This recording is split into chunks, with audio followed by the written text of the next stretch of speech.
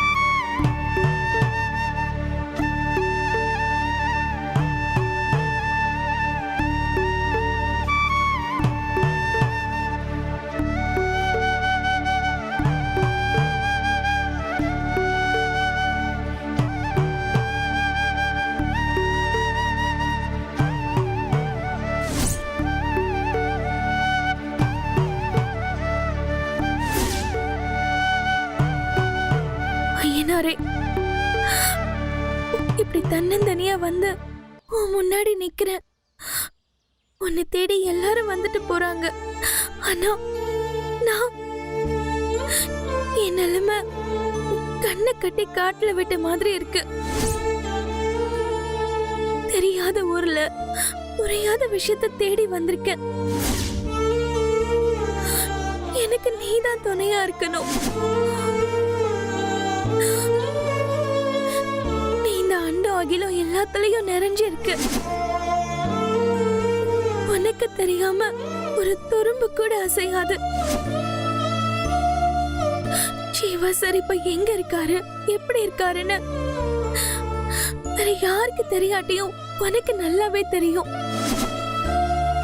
எனக்கு உதவி பண்றதுக்கும் ஒத்தாசை பண்றதுக்கும் உன்னை விட்டா இங்க வேற யார் இருக்கா? ஜீவா சார் இங்கதான் இருக்காருங்கிறதுக்காகவும் அவர் உயிரோட தான் இருக்காருங்கிறதுக்காகவும் எனக்கு ஏதாவது ஒரு ஆதாரத்தை காட்டு.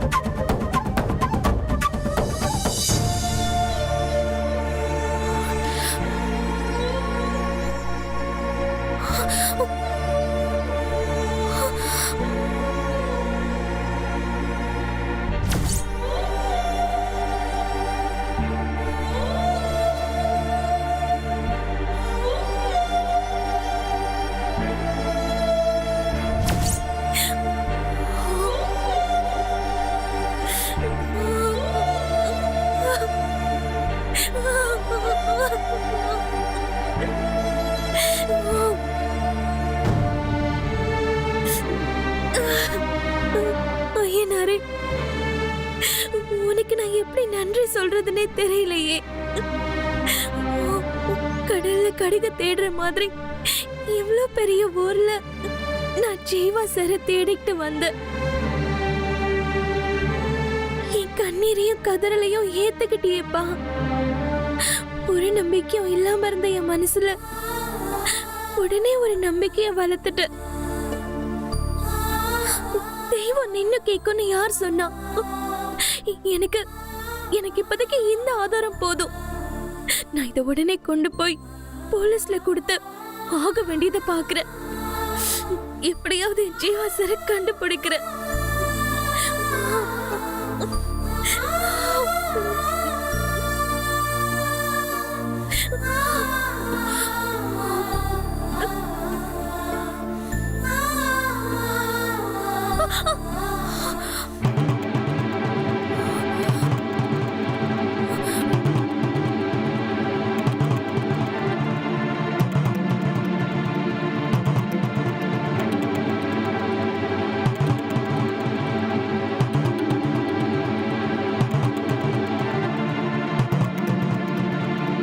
ஆதாரத்தை கண்ணில் காட்டிட்டு போலீஸுக்கு போக வேண்டாங்கிற மாதிரி தடங்கல் பண்ற.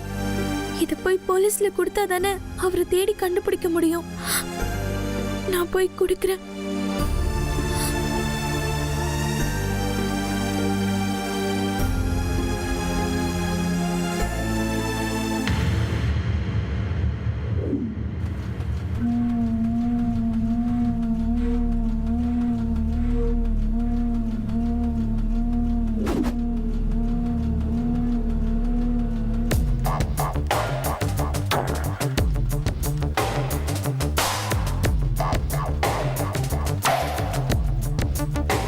மெசேஜே வரல. இல்லையடா, உங்களுக்கே வரலன்னா எனக்கு எப்படி வரும்? அண்ணா டிஎஸ்பி வந்திருக்காருண்ணே. என்னது டிஎஸ்பி? டேய் யாரும் வெளியே தலை காட்டாதீங்க, நான் மட்டும் போய் என்னன்னு பார்த்து போயிட்டு வரண்ணா.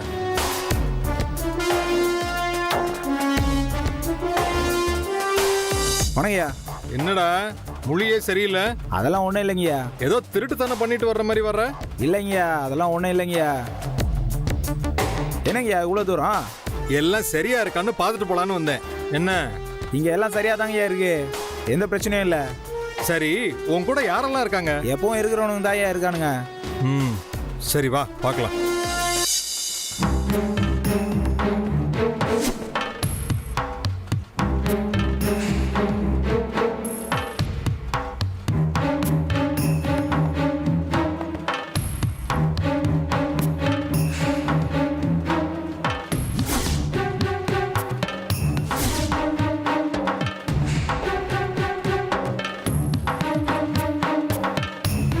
டேய் ம்,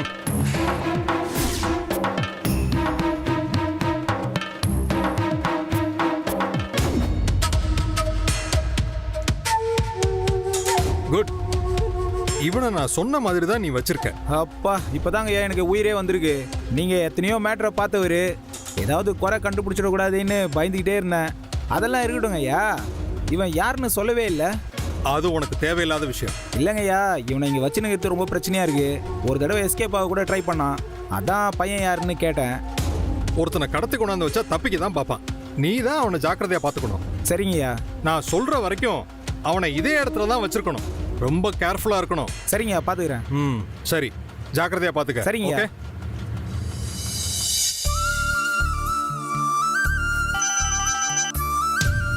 ஹலோ சார், நான் மாயாவதி பேசுறேன். ஆ, தெரியுது, சொல்லுங்க. என்னாச்சு சார்?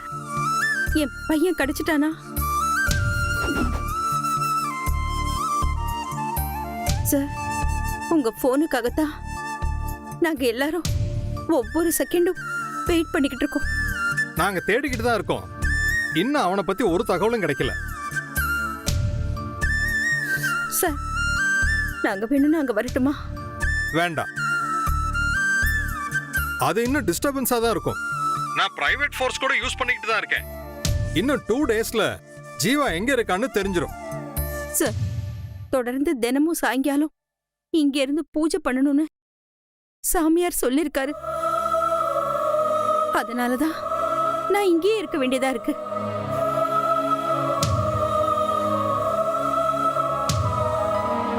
என்னால இங்க இருக்கவும் முடியல, அங்க வரவும் முடியல. சீக்கிரமே நான் உங்களுக்கு ஒரு குட் நியூஸ் சொல்றேன். Please give some more time. Sriram கிட்டே சொல்லிடுங்க. உங்களுக்கு ரொம்ப தொந்தரவு கொடுக்கறேன்னு நினைக்கிறேன் சார். சேச்சே, அப்படியெல்லாம் ஒன்றும் இல்லை. It's my duty.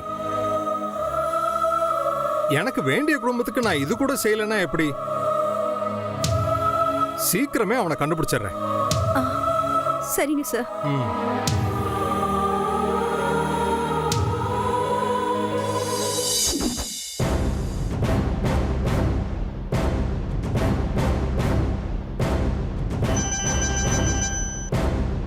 ஹலோ, என்ன சார்? டிஎஸ்பி சார், நீங்களா ஃபோன் பண்ணுவீங்கன்னு பார்த்தேன், பண்ணவே இல்ல. அதான் சார், நானே ஃபோன் பண்ணேன். ஆ, எப்படி இருக்காரு? எங்க வீட்டுக்கு வரப்போற மாப்பிள்ள மாமியார் வீட்டுல இருக்கிற மாதிரி தான் உங்க மாப்பிள்ள இருக்கிறாரு. இப்பதான் நான் போய் பார்த்துட்டு வரேன்.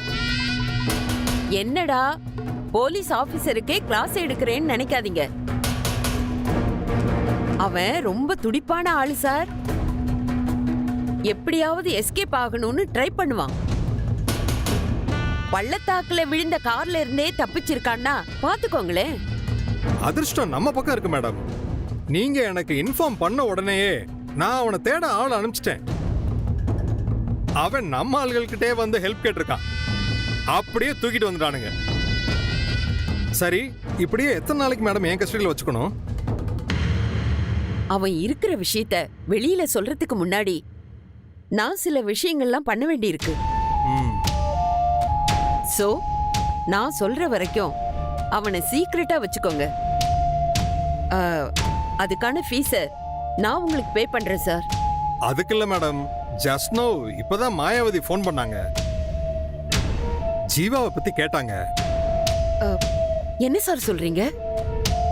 அவங்களும் ஸ்ரீராமும் மாறி மாறி எனக்கு ஃபோன் பண்ணிக்கிட்டே இருக்காங்க. எனக்கு என்ன சொல்றதுன்னு ஒன்றும் புரியல மேடம். ஒரு 2 டேஸ்ல குட் நியூஸ் சொல்றேன்னு சொல்லியிருக்கேன். அப்படியா? சரி, அப்போ ஒண்ணு செய்யுங்க. நம்ம பிளான் வேற யாருக்குமே தெரியக்கூடாது. ஜீவா இருக்கிற விஷயத்த நாம சொல்ல முடியாததுக்கு ஒரே காரணம் பூங்குடிங்கிற ஒரு பட்டிக்காட்டு பொண்ணு. ஜீவாவும் அவளும் லவ் பண்றாங்க. அவ நான் ஜீவாவை உயிரோட கொண்டு வருவேன்னு சொல்லி சேலஞ்ச் பண்ணிருக்கா. அவ கண்ணுல மட்டும் ஜீவா படவே கூடாது. அதனாலதான் ஜீவாவை சீக்ரெட்டா வச்சிருக்க சொல்றேன். அந்த பொண்ணு இங்க வந்து என்ன மீட் பண்ணா மேடம்? அவ எல்லாம் பண்ணுவா சார். அவளுக்கு தான் பெரிய சக்திமானுங்கிற நினைப்பு. அப்புறம் என்ன பண்ணீங்க சார்? அவளுக்கு அட்வைஸ் பண்ணி அனுப்பிச்சு வச்சிட்டேன் மேடம். அடுத்து அவன் வந்தானா அட்ராசிட்டி பண்ணி அனுப்பி வைங்க. அவ அந்த ஊர்லயே இருக்க கூடாது. அப்பதான் என் தீபி ஜீவாவை அங்கிருந்து கூட்டிட்டு வர முடியும். என் பேத்திக்கும் ஜீவாவுக்கும் மேரேஜ் பண்ணி வைக்க முடியும். ஓகே, நீங்க ஆசைப்பட்ட மாதிரியே உங்க பேத்தி கல்யாணம் முடியறதுக்கு என்னால முடிஞ்ச எல்லா ஹெல்ப்பும் உங்களுக்கு பண்றேன். அதுதான் வேணும் சார். பதிலுக்கு நீங்க எதிர்பார்க்காத அளவுக்கு பணம் நான் தரேன். Okay sir? Okay madam. Thank you.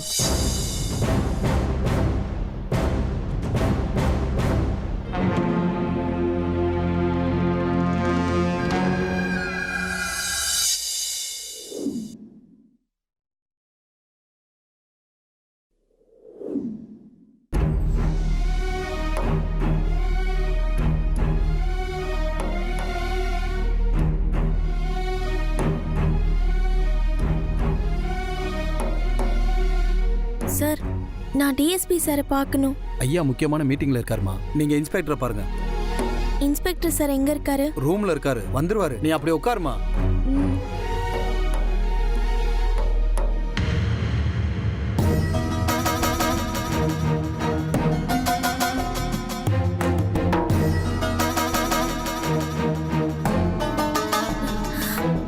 Sir.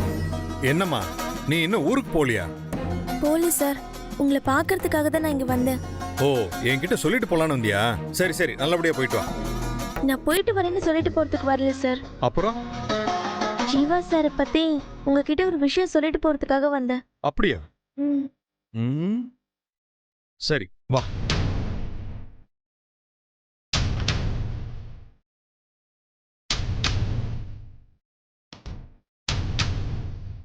சொல்லு, என்ன விஷயம்? இத பாத்தீங்களா சார்? இது யாருடைய பர்ஸ்? ஜீவா சாரோட பர்ஸ் சார். சரி, அப்படியே இருக்கட்டும். இது என்ன சென்னையில இருந்து கொண்டு வந்தியா? இல்ல சார், இங்கதான் ரோட்ல கிடந்தது. என்னது, ரோட்ல கிடைச்சதா? என்ன சொல்ற? நான் சாமி கும்பிடும்போது பார்த்தேன் சார். ஜீவா சாரோட பர்ஸ் மாதிரி இருக்கேன்னு எடுத்து பார்த்தேன். அவரோட பர்ஸ் தான் சார். இதே மாதிரி பர்ஸை எத்தனையோ பேர் தயார் பண்ணிருப்பாங்க, எத்தனையோ பேர் வாங்கியிருப்பாங்க. ஒரே மாதிரி இருக்கிறதுனால இது ஜீவாவுடைய பர்சன் எப்படி சொல்ல முடியும்? இல்ல சார், இந்த மாதிரி பர்ஸ் வேணா நிறைய இருக்கலாம், ஆனா அதுக்குள்ள ஒரு போட்டோ இருக்கும் பாருங்க சார்.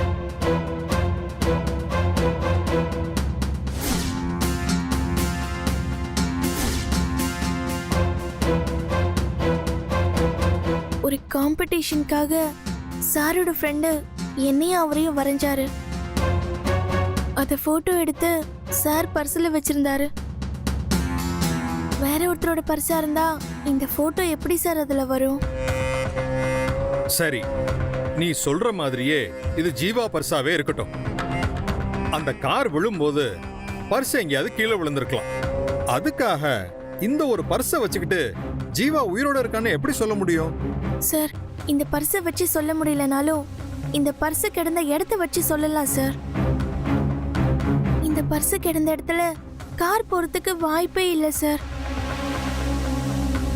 அங்கிருந்து ஜீவா சார் நடந்து வரும்போதோ இல்லனா அவரை யாராவது தூக்கிட்டு வரும்போது தான் சார் கீழே விழுந்திருக்கணும். அதை வச்சுதான் சார் நான் சொல்றேன், ஜீவா சார் உயிரோடு தான் சார் இருக்காரு. இது கடந்த இடத்த நான் வேணா உங்களுக்கு காட்டுறேன் சார். அவர் அங்கேயே தான் எங்கேயோ இருக்காரு சார். நீங்க தேடி பார்த்தா கண்டிப்பா கண்டுபிடிச்சிடலாம். இதெல்லாம் ஒரு எவிடன்ஸா வச்சுக்கிட்டு இங்க வந்து பேசக்கூடாது. ஆக்சிடென்ட் நடந்த இடத்துல கிடந்த பர்ஸை ஏதாவது நாய் நரி எடுத்து கொண்டாந்து போட்டுக்கலாம்ல. சரி, அதெல்லாம் இருக்கட்டும். நீ யார்கிட்ட பர்மிஷன் வாங்கிட்டு வந்து தனியா இன்வெஸ்டிகேஷன் பண்ணிக்கிட்டு இருக்க? இது எவ்வளவு பெரிய கிரைம்னு உனக்கு தெரியுமா? நீ என் கடமையில குறுக்கிடுறேன்னு சொல்லி இப்ப நான் உன்னை அரெஸ்ட் பண்ணலாம் தெரியுமா? என்ன சார், அன்னைக்கு நீங்க தானே சொன்னீங்க போலீஸ் குறைவா இருக்கும், பார்க்க வேண்டிய வேலையில நிறைய இருக்குன்னு. அதான் உங்களுக்கு ஒரு உதவியா இருக்குமேன்னு.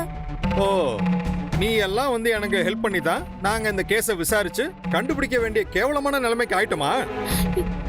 இல்ல சார். Shut up nonsense. அன்னைக்கு அது மட்டுமா சொன்னேன்? உன்னை உடனே ஊரை விட்டு கிளம்பி போன்னு சொன்னேன்ல? சொன்னீங்க சார், ஆனா ஜீவா சார் இல்லாம என்னால போக முடியாது சார். இப்படியே சொல்லிக்கிட்டு இருந்தேன்னு வையேன், அவன் இருக்கிற இடத்துக்கு நீ தானா போய் சேர்ந்துருவ. அதாவது செத்து போயிடுவேன்னு உன்னை சொல்றேன். இந்த பர்ஸ் இங்கே இருக்கட்டும், நீ இப்பவே சென்னை கிளம்பு. சார், எனக்கு ஜீவா சார் வேணும் சார். ஆமா, நான் என்ன அவனை கடத்தியா வச்சிருக்கேன் அவனை கொண்டு வந்து உன்கிட்ட கொடுக்கறதுக்கு? அவன் செத்துட்டான். எலும்பும் தோளும் கிடைக்காத அளவுக்கு அவன் எரிஞ்சு போயிட்டான். நீ இல்ல, நான் இல்ல, யாராலையும் அவனை உயிரோட கொண்டு வர முடியாது. இல்ல சார், என்னால முடியும், நான் நம்புறேன் சார்.